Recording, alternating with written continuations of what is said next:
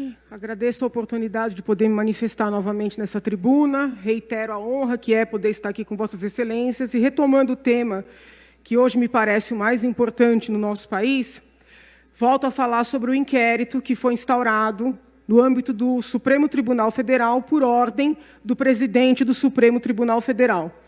No pequeno expediente, eu já expressei aos senhores as minhas preocupações com esse inquérito, num primeiro momento, em virtude dos equívocos de ordem formal, né? Competência, origem, maneira de instauração. Eu acho importante nós falarmos sobre esse inquérito sob a perspectiva material. Por quê?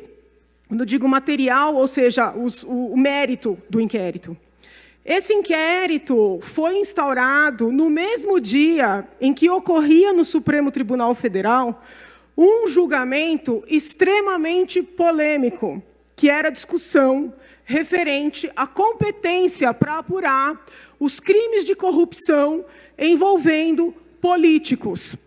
Todo conhecedor do direito penal, do processo penal, sabe que a justiça eleitoral é muito bem estabelecida, mas que não tem como missão apurar crimes. Não tem como missão apurar crimes. Os profissionais da justiça eleitoral não estão preparados para isso.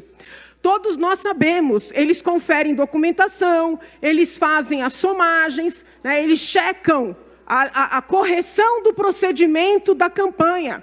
Eles não têm condições de compreender o que tem por trás de eventuais operações que possam ser ilícitas. Daí a preocupação com a retirada da competência da justiça comum e a passagem para a justiça eleitoral. Há argumentos jurídicos? Há argumentos jurídicos para os dois lados. Então, era um julgamento extremamente polêmico. Era natural que haveria reação por parte da sociedade, né? Pois bem, nesta data, justamente nesta data, o presidente do Supremo Tribunal Federal instaura um inquérito. Instaura um inquérito com fulcro nos seguintes crimes: denunciação caluniosa, ameaças, propagação de fake news e crimes contra a honra. Genericamente praticados, teoricamente praticados contra o Supremo Tribunal Federal.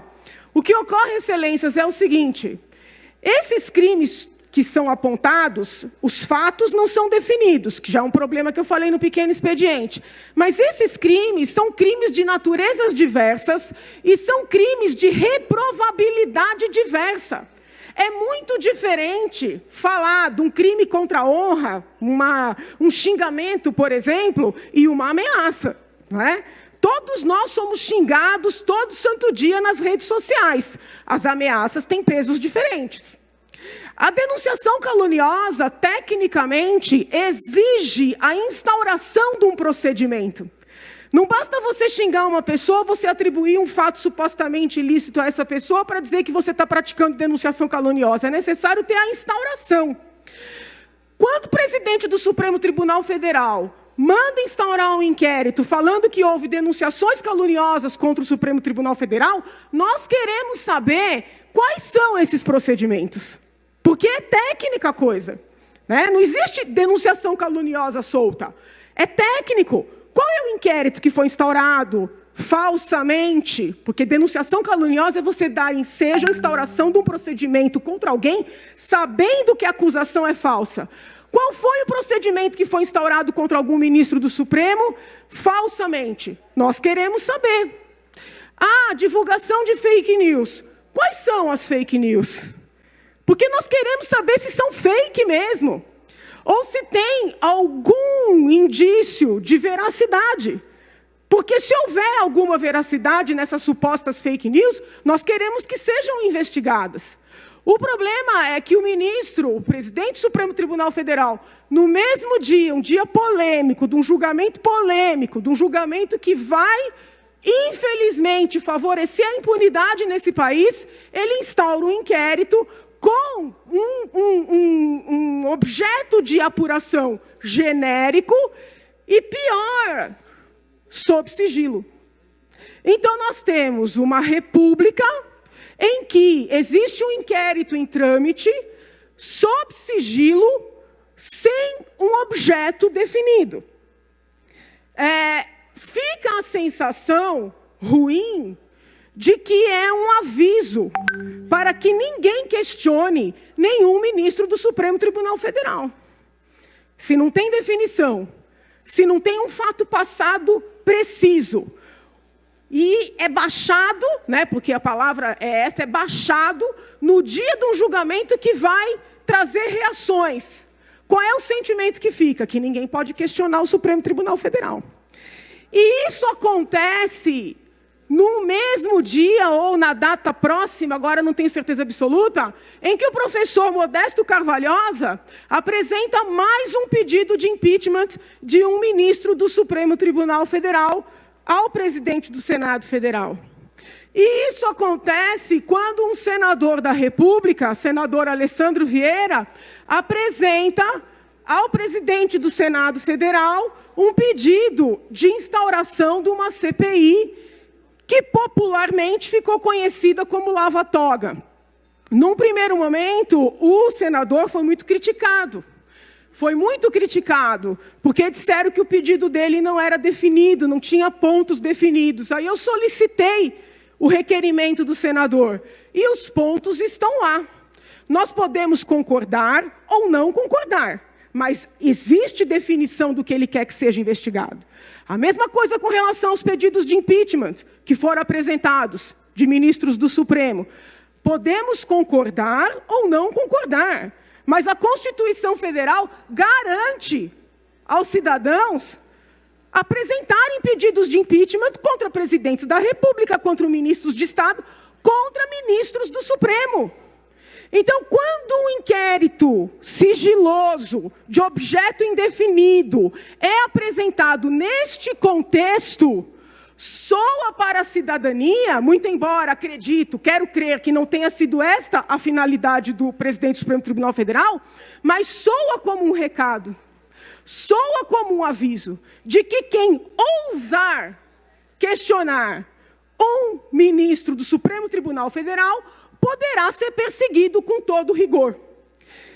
Eu estava ali e acabei de ver uma notícia de que o presidente do Senado já avisou que a CPI da lava-toga não tem chances de prosperar. Eu acho muito grave que ele diga isso.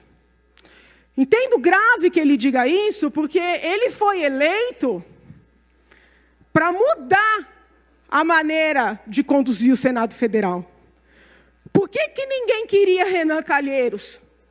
Ninguém queria Renan Calheiros porque nós não conseguíamos apurar o que precisava ser apurado sob a presidência de Renan Calheiros.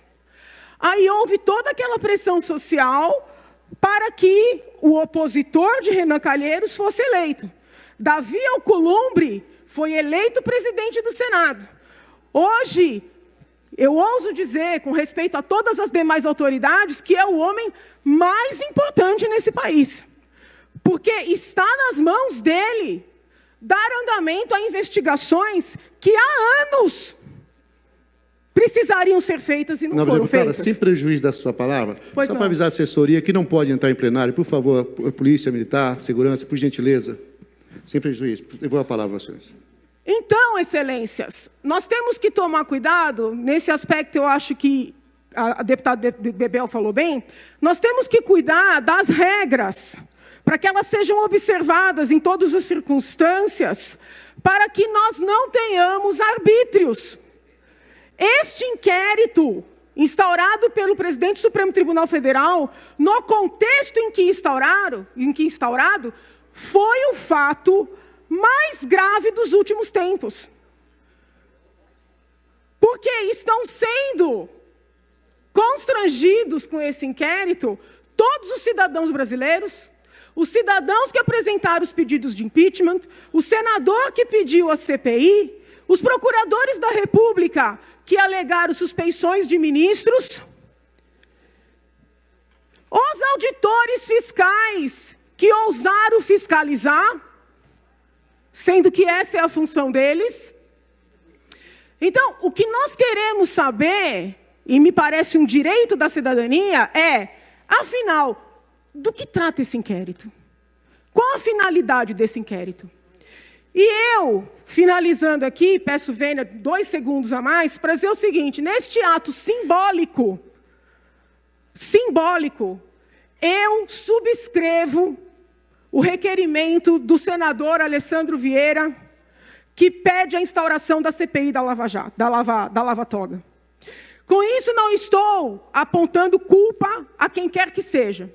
Estou apenas dizendo que chegou o momento do processo de depuração desse país avançar. Nós não podemos mais tardar nesta investigação. E a instauração do inquérito sigiloso, inquisitorial, finda a ser uma razão a mais para que essa CPI seja instaurada. Então, é uma maneira simbólica de subscrever a CPI, que já tem o pedido de CPI, que já tem as assinaturas necessárias, mas o presidente do Senado já sinalizou que vai seguir os ensinamentos de Renan Calheiros. E não foi para isso que o povo lutou, para que ele chegasse lá. Muito obrigada, senhor presidente. Obrigado, nobre deputada. Com a palavra agora o nobre deputado Gil Diniz. Tenho, Vossa Excelência, também o tempo regimental de 10 minutos.